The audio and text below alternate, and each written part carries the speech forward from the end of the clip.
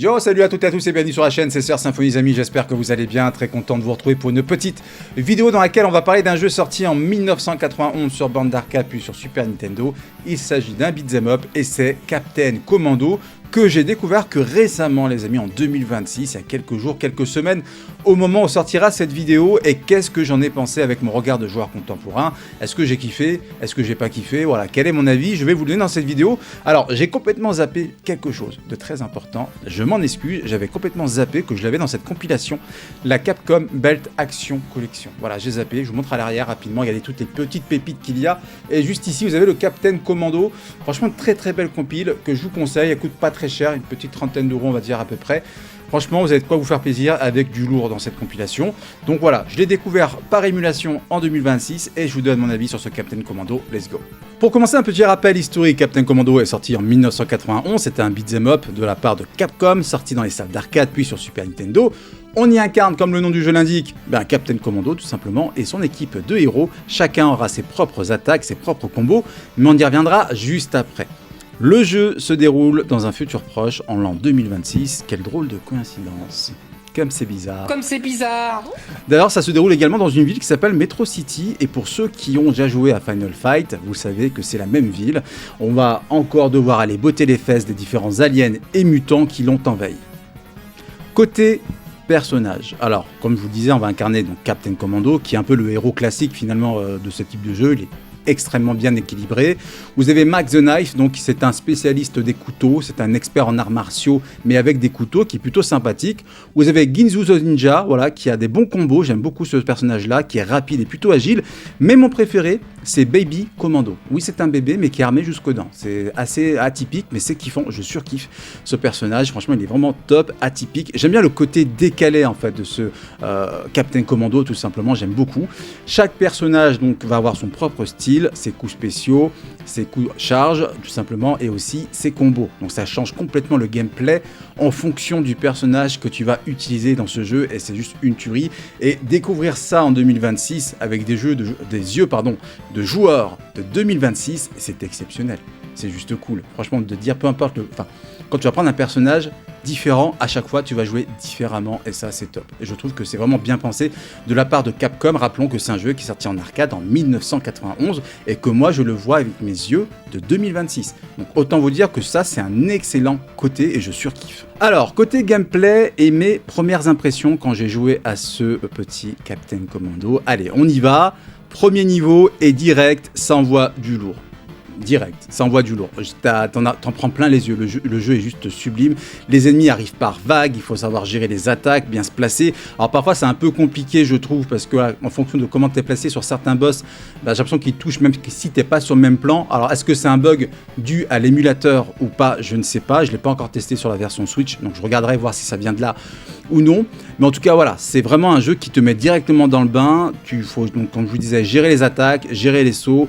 J'aime bien le feeling qu'il y a voilà, sur les combos. Voilà, c'est pas compliqué à sortir, c'est plutôt cool, c'est assez pur, ça fait très arcade pur en fait. C'est du pur arcade. Voilà, tu joues à un jeu d'arcade et c'est juste une tuerie. Voilà, c'est un jeu qui rappelle des classiques comme Final Fight de Capcom. C'est juste une tuerie graphiquement. Alors, même en 2026, je vais vous le dire, ça tient largement la route.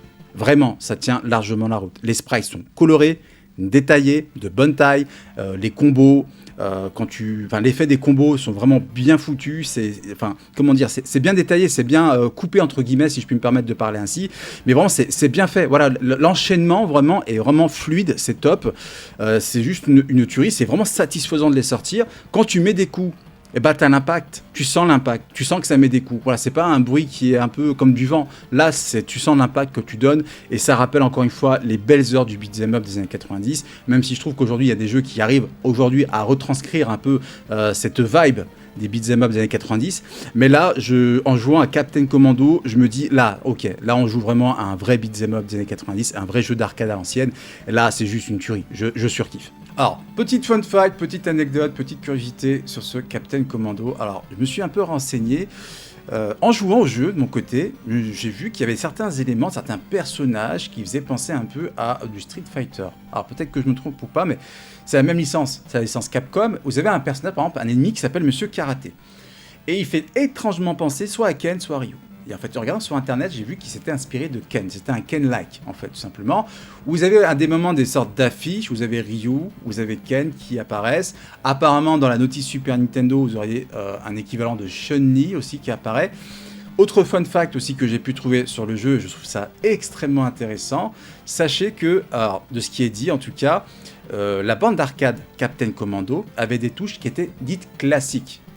Et ça a facilité le portage vers la Super Nintendo. Ce qui fait que voilà, c'était beaucoup plus facile pour Capcom de porter le jeu d'arcade vers la Super Nintendo. Alors, est-ce que c'est réel ou pas? Je ne sais pas, en tout cas c'est d'après mes recherches. N'hésitez pas bien sûr à me dire dans les commentaires, vous, si c'est réel ou pas, ou si vous avez d'autres anecdotes vis-à-vis de ce Captain Commando. Mais j'aime bien chercher ce genre de petits éléments, de petites anecdotes, de petites curiosités de développement par exemple, ou de portage. Je trouve ça vraiment cool de savoir comment ça a été pensé, comment ça a été fait, et quels sont les clins d'œil qui sont faits à d'autres licences de la même firme ou d'une firme différente, tout simplement.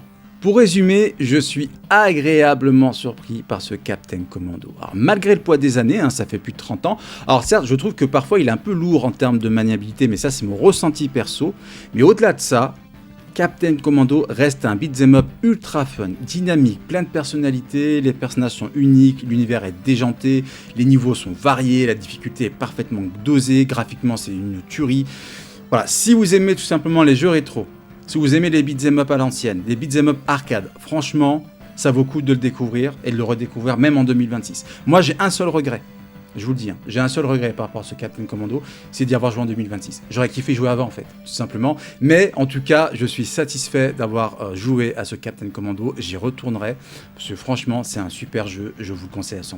Nous sommes à la fin de la vidéo, alors mon avis sur ce Captain Commando, j'ai kiffé. Alors certes, il a un peu vieilli en termes de lourdeur de gameplay, alors c'est mon avis perso, mais je trouve que techniquement, musicalement, graphiquement, même l'univers un peu décalé voilà, de ce Captain Commando est juste sublime. Je vous conseille au moins de l'essayer en émulation, et si plus tard vous le voulez dans vos collections, il y a des petites compilations plutôt accessibles, encore une fois je vous la présente, la Capcom Belt Action Collection, vous voyez juste ici, voilà. Donc moi je suis conquis par ce jeu, j'aime beaucoup Captain Commando. Dites-moi dans les commentaires voilà, quel est votre ressenti pour ceux qui ont connu le jeu à l'époque ou aujourd'hui ou un peu plus tard comme moi tout simplement.